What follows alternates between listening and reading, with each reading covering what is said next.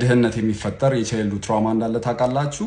ማለትም የሆነ ነገራችን በመታደርጉበት ጊዜ ያ ነገር ይገባኛል ብላችሁ አለማሰብ፣ ዛሬን ትታችሁ ለነገ መኖር ማለት ነው። የሆነ ነገር በመታገኙበት ጊዜ ወይም ራሳችሁን ሪዋርድ ማድረግ በሚኖርባችሁ ጊዜ ይሄ ለነገ ይጠቅመኛል ብላችሁ እንደመያዝ ማለት ነው።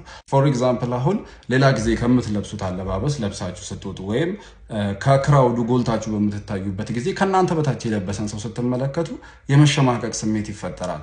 ይሄ የተፈጠረው እንግዲህ ምንም እናንተ የሰራችሁት ጥፋት ኖሮ ሳይሆን በቻይልድሁድ ትራውማ ምክንያት ነው። ለዚህ ቆንጆ ኮምፓሪጅን ለምን ትራውማ ይሆናል የሚለውን ቆንጆ ኮምፓሪጅን ላቅርብላችሁ። አንድ ተማሪ 10 ወር በሙሉ አንገቱን ደፍቶ ከተማረና ማምጣት ያለበትን ውጤት ካመጣ ፎር ኤግዛምፕል 3ኛ ወጣን በለው ማምጣት ያለበትን ውጤት ካመጣ ይሄ ተማሪ ክረምትን መዝናናት ይችላል፣ ከጓደኞቹ ጋር ወጥቶ ኳስ መጫወት ይችላል፣ ራሱን ሪዋርድ ማድረግ ይችላል። ግን ያ ተማሪ ያደረኩት ነገር ብቁ አይደለም፣ እኔ እኮ ከዚህ በፊት 30ኛ ሞቴ ነበርኩ ልጅ ነኝ፣ አንደኛ መውጣት ያለብኝ ማመስገን የለብኝም ብሎ የሚያስብ ከሆነ ይሄ ልጅ እና ክረምትን ከጓደኞቹ ጋር ወጥቶ ከመዝናናት ቁጭ ብሎ እያነበበ የሚያሳልፍ ከሆነ ይሄ ትራውማ። ምክንያቱም ልክ ማልቀስ፣ ማዘን፣ መጨነቅ፣ መረበሽ፣ ሀስል ማድረግ እንዳለብን ሁሉ መዝናናት፣ ራሳችንን መንከባከብ አለብን።